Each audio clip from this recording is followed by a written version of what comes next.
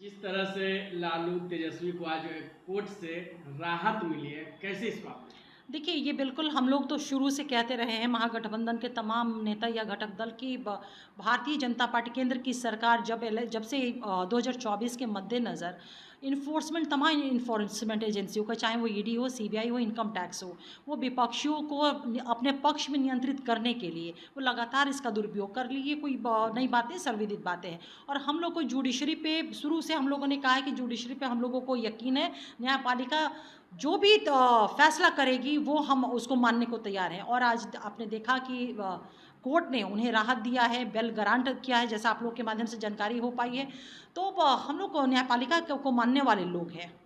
लेकिन कुछ लोग इससे पहले कहते थे कि 4 तारीख को तेजस्वी यादव दिल्ली जेल चले जाएंगे।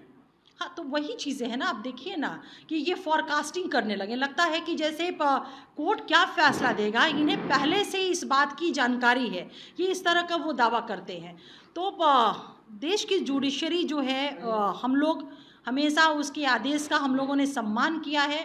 और बेल जो गारंट हुआ है, ये इस बात को साबित करता है कि निश्चित रूप से सरकार उन जो आरोप लगे हुए हैं, जो चार्जशीट में जो मामले हैं, उसको कहीं न कहीं वो साबित करने में कमज़ोर साबित हुई है।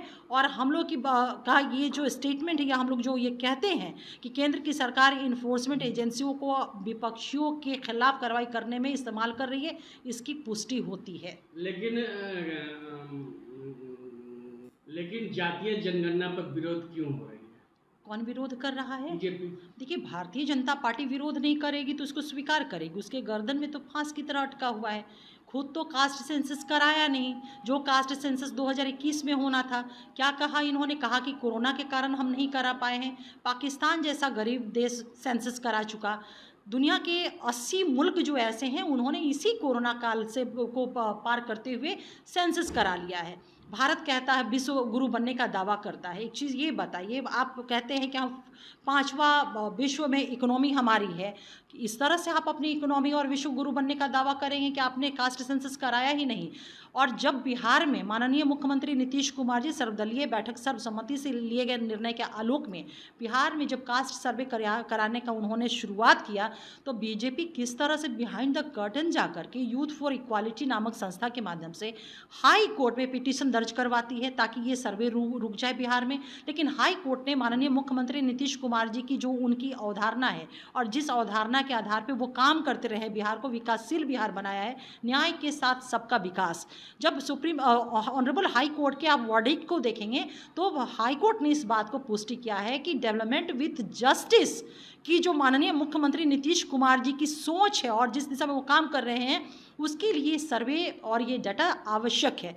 यहाँ पे भी और पिटीशन को रद्द किया गया। यहाँ पर भी भारतीय जनता पार्टी को चैन नहीं आया और उन्होंने सुप्रीम कोर्ट में ऑनरेबल हाई कोर्ट के आदेश को चुनौती दिलवाया।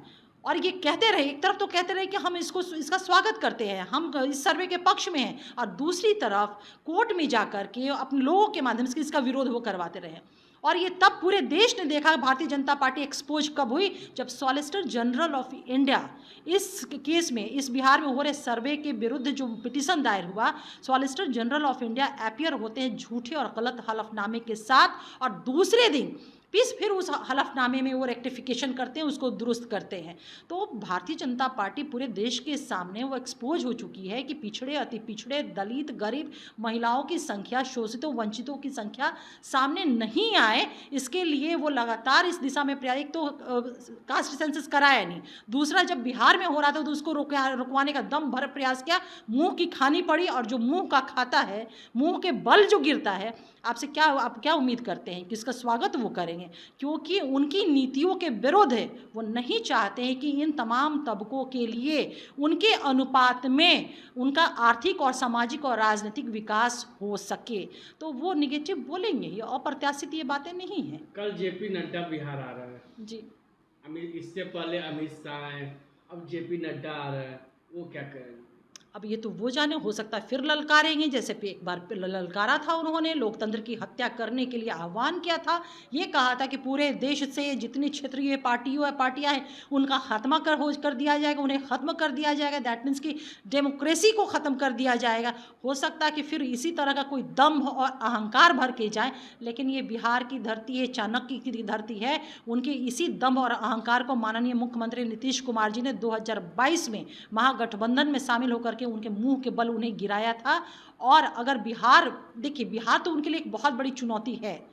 पूरे देश में अगर परेशान वो हैं कहीं से, जेपी नड्डा साहब हो या अमित शाह जी हो या हमारे माननीय प्रधानमंत्री श्री नरेंद्र मोदी जी हो, उनके गले में बिहार जो है ना वो गले में अटका हुआ है, वो उनके माथे पे बल है। तो बिहार उनके लिए बहुत बड़ी चुनौती है। और इसीलिए आप देखेंगे कि वो बार बार महीने में वो हमेशा किसी ना किसी का विजिट होना शुरू हो जा रहा है। लेकिन बिहार की जनता सारी चीज़ों से अवगत है। ये जुमलेबाज लोग हैं, इन्होंने जुमलेबाजी किया 2014 से लेकर अब तक, महिलाओं को ठगा है, युवाओं को ठगा है, कहा था महंगाई ख़त्म हो जाएगी, दूर होगी, महंगाई चरम पे है, कहा था कि किसानों की आय दुगनी होंगी। लेकिन किस तरह से ये पूरा बिहार, पूरा देश देख रहा है कि ये केंद्र की मोदी सरकार पूंजीपतियों की सरकार है। इनके जितने भी पूंजीपति मित्र थे, अरबों का कर्ज को इन्होंने माफ़ किया, लेकिन किसानों की ऋण की माफ़ी नहीं हो सकी।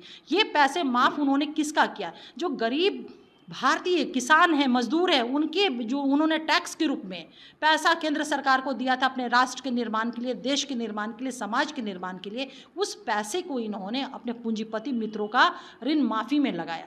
तो बिहार की जनता इन सारी जुमलेबाजी लोगों से अवगत है। उनका बिहार में कहीं कोई चलने वाला नहीं है। आना है, जाना है, आए, सभी को इस बात की आज़ादी है कि अपने हिसाब से कोई कहीं आ जा सकता है। अभिव्यक्ति की स्वतंत्रता है, आने जाने की स्वतंत्रता है। लेकिन एक खबर आ रही है कि केंद्र में मोदी सरकार रोहिणी आयोग लागू करेगी। ये बहुत अच्छी बात है। अब तक तो किया नहीं, 13 बार एक्सटेंशन मिला रोहिणी आयोग का रिपोर्ट। जो रोहिणी आयोग नहीं कर सका, केंद्र की सरकार जो नहीं कर सकी, वो हमारी सरकार ने कास्ट सेंसस सर्वे का डाटा जारी करके उन्होंने इस चीज़ को कर दिया। 1931 के बाद अगर पूरे देश में किसी ने इस दिशा में पिछड़े, अति पिछड़े, दलितों, वंचितों, शोषितों, गरीबों के लिए अगर कोई काम किया तो वो नीतीश सरकार ने किया। अगर इस तरह की बात देश के प्रधानमंत्री जैसा कह रहे हैं, उन्होंने कहा है कि रोहिणी आयोग के रिपोर्ट को जारी किया जाएगा, तो ये बहुत अच्छी बात है। बिहार में जो ये सर्वे आया है तो उन्हें इस बात का आभास हो गया है कि 85% पॉपुलेशन जो है उनसे सवाल करेगी। तो ये कहीं ना कहीं ये जो बिहार में सर्वे रिपोर्ट आया है उसके दबाव में ही सही, लेकिन जारी तो करें कि देश के स्तर पे क्या स्थिति है, उनके क्या इकोनॉमिकल कंडीशन है, सोशल कंडीशन क्या है, पॉलिटिकल कंडीशन क्या है, ये तमाम वर्ग के लोगों के लिए। बाबा साहब भीमराव अंबेडकर ने संविधान में प्रावधान कास्ट सेंसस की इसी बात के लिए किया था ना, कि तमाम लोगों के अनुपात में कल्याणकारी योजनाएं बन सके, वेलफेयर स्कीम बने और उनका भी उत्थान इन तमाम प्लेटफॉर्म पे सोशियो इकोनॉमिक और पॉलिटिकल स्तर पे उनका डेवलपमेंट हो सके। अगर ये वीडियो पसंद आई और वह बिहार के राजनीति और बिहारियत से सरोकार रखेनी तो सब्सक्राइब बटन दबा के चैनल के सब्सक्राइब कर ली।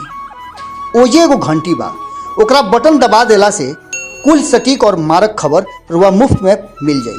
अगर रुआ पत्रकारिता के हमनी के नया प्रयोग में सहयोग कर चाहतानी तो ज्वाइन बटन दबा दी। पेटीएम नंबर नोट कर ली 9386816700। धन्यवाद।